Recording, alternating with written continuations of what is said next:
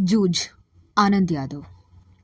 पाठशाला जाने के लिए मन तड़पता था, लेकिन दादा के सामने खड़े होकर यह कहने की हिम्मत नहीं होती कि मैं पढ़ने जाऊंगा। डर लगता था कि हड्डी पसली एक कर देगा, इसलिए मैं इस ताक में रहता था कि कोई दादा को समझा दे। मुझे इसका विश्वास था कि जन्म भर खेत में काम करते रहने पर भी हाथ में कुछ नहीं लगेगा। जो बाबा के समय था वह दादा के समय नहीं रहा। यह खेती हमें गड्ढे में ढकेल रही है। पढ़ जाऊंगा तो नौकरी लग जाएगी, 4 पैसे हाथ में रहेंगे, विठोबा अन्ना की तरह कुछ धंधा कारोबार किया जा सकेगा। अंदर ही अंदर इस तरह के विचार चलते रहते। दिवाली बीत जाने पर महीना भर ईख पेरने का कोल्हू चलाना होगा। कोल्हू जरा जल्दी शुरू किया तो दादा की समझ से ईख की अच्छी खासी कीमत मिल जाएगी। यह उसकी बहुत समझ कुछ हद तक सही है और सही थी। जब चारों ओर कोल्हू चलने लगते तो बाजार में गुड़ की बहुतायत हो जाती और भाव नीचे उतर आते। उस समय नंबर 1 और नंबर 2 का गुड़ बहुत आता था, और जैसे खेतों पर ही बनाए गए नंबर 3 के गुड़ को कौन पूछता। बाकी के किसान दूसरे ढंग से विचार करते थे। उनका मत था कि यदि ईख को कुछ और दिन खेत में खड़ी रहने दिया तो गुड़ जरा ज्यादा निकलता है। देर तक खड़ी रहने वाली ईख के रस में पानी की मात्रा कम होती है और रस गाढ़ा हो जाता है, जिसके कारण ज्यादा गुड़ निकलता है। लेकिन दादा की समझ से गुड़ ज्यादा निकलने की अपेक्षा भाव ज्यादा मिलना चाहिए, इसलिए सारे गांव भर में हमारा कोल्हू सबसे पहले शुरू होता था। इसी कारण इस वर्ष भी शुरू हुआ और हम उससे जल्दी निपट गए, आगे के काम में लग गए। सभी जन धूप में लेटे हुए थे। माँ धूप में कंडे थाप रही थी। मैं बाल्टी में पानी भर भर कर उसे दे रहा था। कुछ न कुछ बातचीत भी कर रहे थे। हम दोनों ही थे, इसलिए यह सोचकर मैंने माँ से बात कहनी चाहिए और मैंने अपने पढ़ने की बात छेड़ दी। माँ ने कहा, अब तू ही बता, मैं क्या करूं? पढ़ने लिखने की बात की तो वह बहरेला सुअर की तरह गुर्राता है। तुझे मालूम है, माँ के मन में जंगली सुअर बहुत गहराई से बैठा हुआ था। अब मवा अर्थात खेती के सभी काम बीत गए हैं। मेरे लिए अब तो कुछ करना रह ही नहीं गया, इसलिए कहता हूँ तू दत्ताजी राव सरकार से मेरे पढ़ने के बारे में कह। आज ही रात को उनके यहाँ चलेंगे, मैं चलूँगा तेरे साथ। तू उन्हें सब कुछ समझाकर बता दे तो वे दादा को ठीक तरह से समझा सकेंगे। ठीक है, चलेंगे। माँ ने हाँ तो की, लेकिन अंदर से माँ के स्वर में उदासी थी। मुझे भी मालूम था कि इतना करने पर भी कोई लाभ नहीं होगा, इसलिए वह मेरा मन रखने के लिए जाने को तैयार हो गई। मेरी तड़पन वह समझती थी। 7वीं तक पढ़ाने की तो उसके मन में तैयारी थी, लेकिन दादा के उसके आगे का बस नहीं चलता था। रात को मैं और माँ दत्ताजी राव देसाई के यहाँ गए। माँ ने दीवार के सहारे बैठकर दत्ताजी राव से सब कुछ कह दिया। वे भी इसी बात से सहमत हो गए। माँ ने यह भी बताया कि दादा सारे दिन बाजार में रखमाबाई के पास गुजार देता है, खेती के काम में हाथ नहीं लगाता है। माँ ने देसाई को यह विश्वास दिलाया कि वह दादा की सारे गांव भर की आज़ादी के साथ घूमने को मिलता रहे, इसलिए उसने मेरा पढ़ना बंद कर दिया और मुझे खेती में जोत दिया है। यह सुनते ही देसाई दादा चिढ़ गए और बोले, आन दे अब उसे, मैं उसे सुनाता हूँ कि नहीं अच्छी तरह देख। उठते उठते मैंने भी दत्ताजी राव से कहा, अब जनवरी का महीना है, अब परीक्षा नजदीक आ गई है। मैं यदि अभी भी कक्षा में जाकर बैठ गया और पढ़ाई दोहराई कर ली तो 2 महीने में 5वीं की सारी तैयारी हो जाएगी और मैं परीक्षा में पास हो जाऊंगा। इस तरह मेरा साल बच जाएगा। अब खेती में ऐसा कुछ काम नहीं है। मेरा पहले ही 1 वर्ष बेकार में चला गया है। ठीक है, अब तुम दोनों घर जाओ। जब वह आ जाए तो मेरे पास भेज देना और उसके पीछे घड़ी पर भी बाद में तुम भी आ जाना रे छोरा। जी कहकर हम खड़े हो गए। उठते उठते हमने यह भी कहा कि हमने यहाँ आकर ये सभी बातें कही हैं, यह मत बता देना, नहीं तो हम दोनों की खैर नहीं। माँ अकेली साग भाजी देने आई थी, यह बता देंगे तो अच्छा होगा। ठीक है, मुझे जो करना है मैं करूँगा। देख, उसके सामने ही तुझसे कुछ पूछूंगा तो निडर होकर साफ साफ उत्तर देना, डरना मत। नहीं जी। मैं माँ के साथ लौट आया। 1 घंटा रात बीते दादा घर पर आया। मैं घर में ही था। आते ही माँ ने दादा से कहा, साग भाजी देने देसाई सरकार के यहाँ गई थी तो उन्होंने कहा कि बहुत दिनों से तेरा मालिक दिखाई नहीं दिया है, खेत से आ जाने पर जरा इधर भेज देना। कुछ काम वाम था? दादा ने अधीरता से पूछा। मुझे तो कुछ बताया नहीं उन्होंने। तो मैं हो आता हूँ, तब तक तो रोटियां सेक ले। गणपा आए तो उसे खेतों पर भेज देना पहले ही। दादा तुरंत उठ खड़ा हुआ। देसाई के बाड़े का बुलावा दादा के लिए सम्मान की बात थी। आधा घंटा बीत जाने पर माँ ने मुझसे कहा, अब तू जा, कहना जीम ने बुलाया है। अच्छा, मैं पहुंचा तो सरकार मेरी राह देख रहे थे। क्यों रे छोरे, आ गया? दादा के बुलाने पर आया हूँ, अभी खाना नहीं खाया है। बैठ बैठ थोड़ी देर, अभी तो आया है वह मेरे पास। जी, मैं बैठ गया। धीरे धीरे दत्ताजी राव पूछने लगे, कौन सी में पढ़ता है रे तू? जी, 5वीं में था, किंतु अब नहीं जाता हूँ। क्यों रे? दादा ने मना कर दिया है, खेतों में पानी लगाने वाला कोई नहीं है ना। क्यों रत्नाप्पा? हाँ जी। फिर तू क्या करता है? दादा ने सरकार से जिरह करना शुरू किया तो सारा इतिहास बाहर निकल आया। सरकार ने दादा पर खूब गुस्सा किया। उन्होंने दादा की खूब हजामत बनाई। देसाई के मव्वा अर्थात खेत को छोड़ देने के बाद दादा का ध्यान किसी काम की तरफ नहीं रहा। मन लगाकर वह खेत में श्रम नहीं करता है, फसल में लागत नहीं लगाता है, लुगाई और बच्चों को काम में जोतकर किस तरह खुद गांव भर में खुले सांड की तरह घूमता है, और अब अपनी मस्ती के लिए किस तरह छोरा के जीवन की बलि चढ़ा रहा है। यह सब उन्होंने सुनाया। दादा के हर एक तर्क को दत्ताजी राव ने काट दिया और मुझसे कहा, सवेरे से तू पाठशाला जाता रहे, कुछ भी हो पूरी फीस भर दे उस मास्टर की, और मन लगाकर पढ़ाई कर, और किसी भी तरह साल नहीं मारा जाए, इसका ध्यान रख। यदि इसने तुझे पढ़ने नहीं भेजा तो सीधा चला आ इधर। सुबह शाम जो हो सके वह काम कर यहाँ, और पाठशाला जाते रहना। मैं पढ़ाऊंगा तुझे। इसके पास जरा बच्चे हो गए हैं, इसलिए तुम्हारे साथ कुत्तों की तरह बर्ताव कर रहा है। मैंने कब मना किया है जी? इसको जरा गलत सलत आदत पड़ गई थी, इसलिए पाठशाला से निकालकर जरा नजरों के सामने रख लिया है। कैसी आदतें? चाहे जैसी।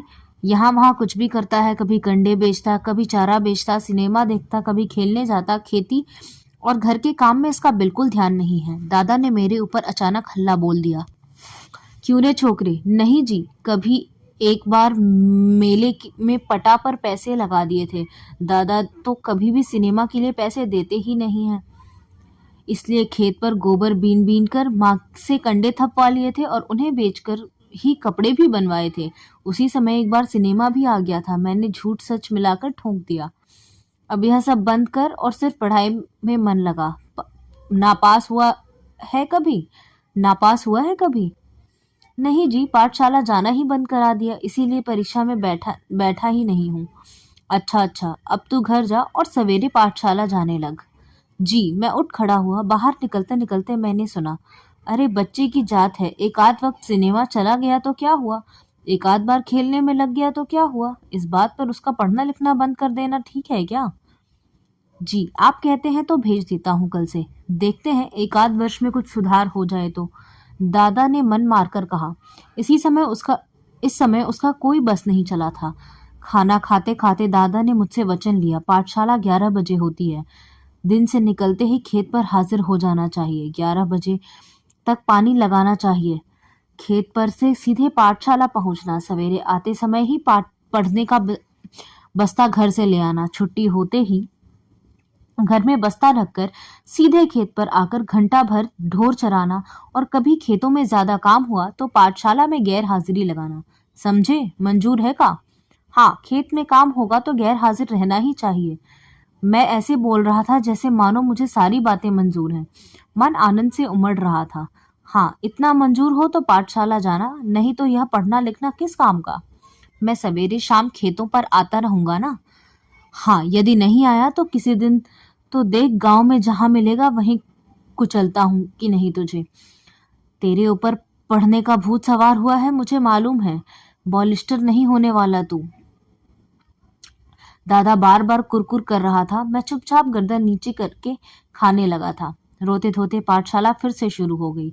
गर्मी सर्दी हवा पानी वर्षा भूख प्यास आदि का कुछ भी ख्याल न करते हुए खेती के काम की चक्की में 11 से 5 बजे तक पिसते रहने से छुटकारा मिल गया। उस चक्की की अपेक्षा मास्टर जी की छड़ी की मार अच्छी लगती थी। उसे मैं मजे से सहन कर लेता था। दोपहरी भर की कड़क धूप का समय पाठशाला की छाया में व्यतीत हो रहा था। गर्मी के 2 महीने आनंद में बीत गए। फिर से 5वीं में जाकर बैठने लगा। फिर से नाम लिखवाने की जरूरत नहीं पड़ी। 5वीं नापास की टिप्पणी नाम के आगे लिखी हुई थी। वह 5वीं की ही हाजिरी रजिस्टर में लिखा रह गया था। पहले दिन कक्षा में गया तो गली के 2 लड़कों को छोड़कर कोई और पहचान का नहीं था। मेरे साथ के सभी लड़के आगे चले गए थे। मेरी अपेक्षा कम उम्र के और मैं जिन्हें कम अकल का समझता था उन्हीं के साथ अब बैठना पड़ेगा। यह बात कक्षा में पहुंचने पर समझ आई। मन खट्टा हो गया। बाहरी अपरिचित जैसा एक बेंच के एक सिरे पर कोने में जा बैठा। मास्टर कौन है इसका नहीं पता था। पुरानी किताबें और पुरानी कॉपियों का उस कक्षा से कोई संबंध नहीं था। फिर भी लट्ठे के बने थैले में उन्हें ले आया था। बस अड्डे पर कोई लड़का अपनी पोटली संभाले किसी इंतजार में जैसे बैठा होता है, उसी तरह मैं अपनी पढ़ाई की पुरानी धरोहर संभाले बैठा था। क्या नाम है मेहमान? नया दिखाई देता है या गलती से इस कक्षा में आ बैठे हो? कक्षा में सबसे ज्यादा शरारती चौहान के लड़के ने सामने से आकर खिल्ली उड़ाने के स्वर में पूछा। मेरे ध्यान में आया कि मेरी पोशाक भी अजनबी जैसी है। बालगुड़ी की लाल मिट्टी के रंग में मटमैली हुई धोती और गमछा पहनकर अकेला मैं ही था। देखें तुम्हारा गमछा, कहते हुए उसने मेरा गमछा खींच लिया। गया अब मेरा गमछा। पूरी कक्षा में इसकी खींचातानी होगी और फट जाएगा। मन में मैं यह सोचकर रुआंसा हो गया, लेकिन वैसा कुछ हुआ नहीं। उस लड़के ने उसे अपने सिर पर लपेट लिया और मास्टर की नकल करते हुए उसे उतारकर टेबल पर रखकर अपने सिर पर हाथ फेरते हुए हुश की आवाज निकाली। इतने में मास्टर आ गए और वह गुंडा झट से अपनी जगह पर जा बैठा। मेरा गमछा टेबल पर ही रहा। पहले दिन ही इस घटना ने मेरे दिल की धड़कन बढ़ा दी और छाती में धक धक होने लगी। रणनवरे मास्टर कक्षा में आए। टेबल पर मटमैला गमछा देखकर उन्होंने पूछा, किसका है रे? मेरा है मास्टर। तू कौन है? मैं जकाते, पिछले साल फेल होकर इसी कक्षा में बैठा हूँ। गमछा ले जा पहले। उसने छड़ी से मेरा गमछा उठाकर नीचे डाल दिया। मैं उसे उठाने गया तो कहा, यहाँ क्यों रखी है मूर्खों की तरह? मैंने नहीं रखा मास्टर, उस लड़के ने मेरे सिर से छीन लिया और यहाँ रख दिया। यह चौहान का बच्चा बिना बात के उठक पटक करता है। कहते हुए मास्टर उस लड़के की ओर चले गए। मास्टर ने मेरे बारे में और भी पूछताछ की और वामन पंडित की कविता पढ़ाने लगे। बीच की छुट्टी में मेरी धोती की कांच उस लड़के ने 2 बार खींचने की कोशिश की, लेकिन मैं फिर भी दीवार की तरफ पीठ करके जा बैठा और पूरी छुट्टी होने से पहले उठा ही नहीं। खिलौने के लिए बनाए गए कौआ के बच्चे को खुले में रख देने पर जैसे ही कौए चारों ओर चोंच मारते हैं वैसे ही मेरा हाल हो गया। मेरी ही पाठशाला मुझे चोंच मार मार कर घायल कर रही थी। घर जाते समय सोच रहा था कि लड़के मेरी खिल्ली उड़ाते हैं, धोती खींचते हैं, गमछा खींचते हैं, तो इस तरह कैसे निबाह होगा। नहीं जाऊंगा ऐसी पाठशाला में। इससे तो अपना खेत ही अच्छा है। चुपचाप काम करते रहो। गली के 2 ही लड़के हैं कक्षा में, वो भी मुझसे कमजोर हैं। वो क्या मदद करेंगे? मन उदास हो गया। 4वीं से 5वीं तक पाठशाला अपनी लगती थी, लेकिन अब वह एकदम पराई पराई जैसी लगने लगी है। अपना वहाँ कोई नहीं है। सवेरे हो जाने पर मैं उमंग में था। फिर से पाठशाला चला गया। माँ के पीछे पड़कर एक नई टोपी, 2 नाड़ी वाली चड्ढी, मैलखाऊ रंग की 8 दिन में मंगवा ली। चड्ढी पहनकर पाठशाला में और धोती पहनकर खेत पर जाना शुरू किया। धीरे धीरे लड़कों से परिचय बढ़ गया। मंत्री नामक मास्टर कक्षा अध्यापक के रूप में बीच में आए। वे प्रायः छड़ी का उपयोग नहीं करते थे। हाथ से गर्दन पकड़कर पीठ पर घूसा लगाते थे। पीठ पर एक जोर का बैठते ही एक लड़का हुक भरने लगा। लड़कों के मन में उनकी दहशत बैठी हुई थी। इसी कारण उधम करने वाले लड़कों को प्रायः मौका नहीं मिलता था। पढ़ने वाले लड़कों को शाबाशी मिलने लगी। मंत्री गणित मास्टर पढ़ाते थे।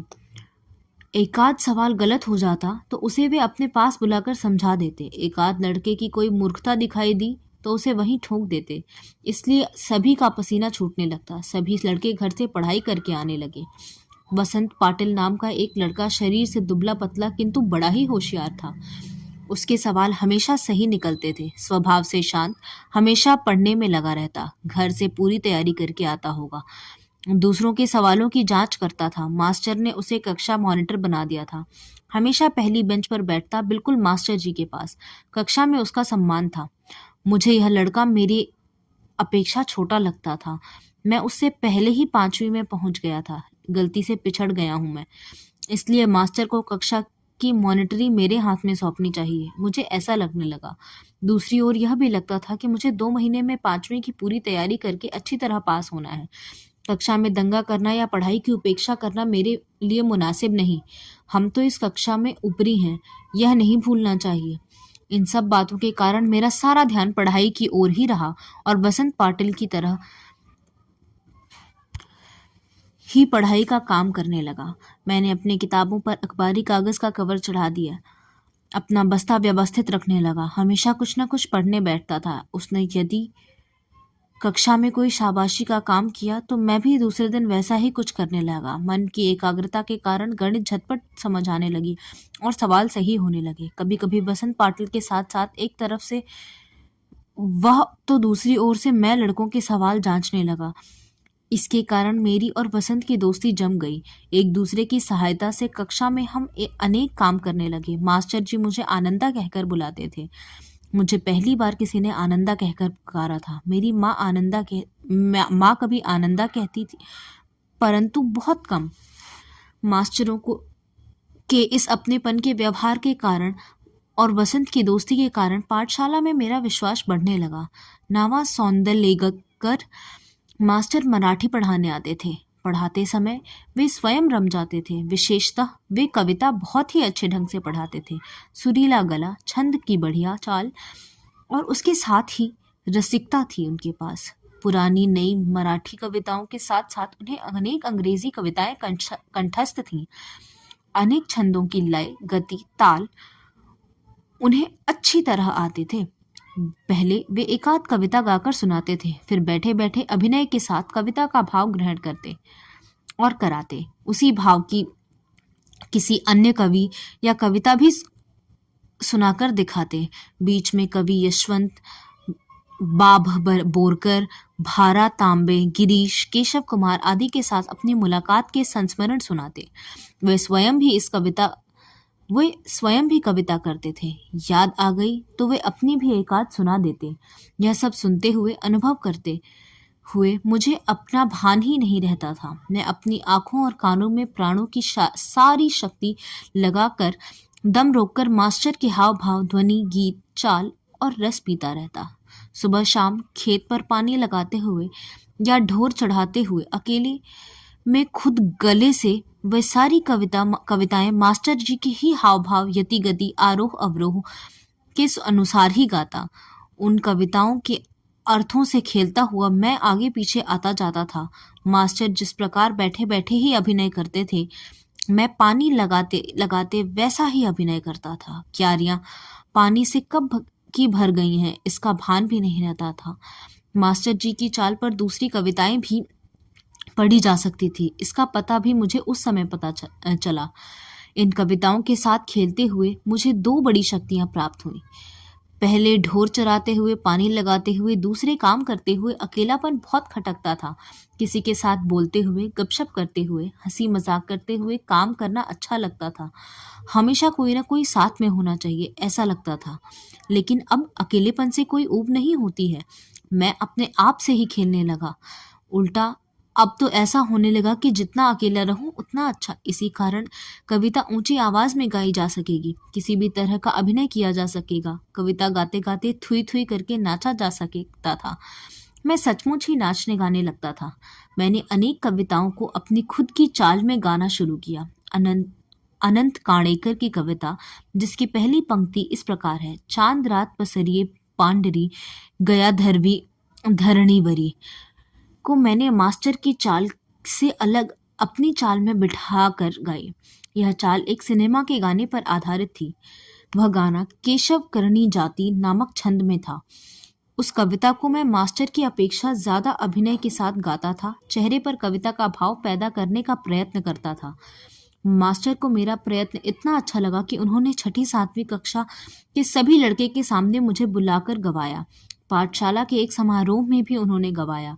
इसके कारण मुझे लगा कि मेरे कुछ नए पंख निकल आए हैं। मास्टर स्वयं कविता करते थे। अनेक मराठी कवियों के काव्य संग्रह उनके घर में थे।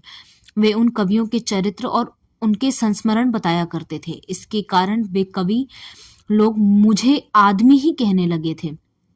कुछ सहकर खुद सौंदलेगकर मास्टर कवि थे, इसलिए यह विश्वास हुआ सौंद लगेकर मास्टर कवि थे, इसलिए यह विश्वास हुआ कि कवि भी अपने जैसा ही एक हार्ड मास का क्रोध लाभ का मनुष्य ही होता है। मुझे भी लगा कि मैं भी कविता कर सकता हूँ।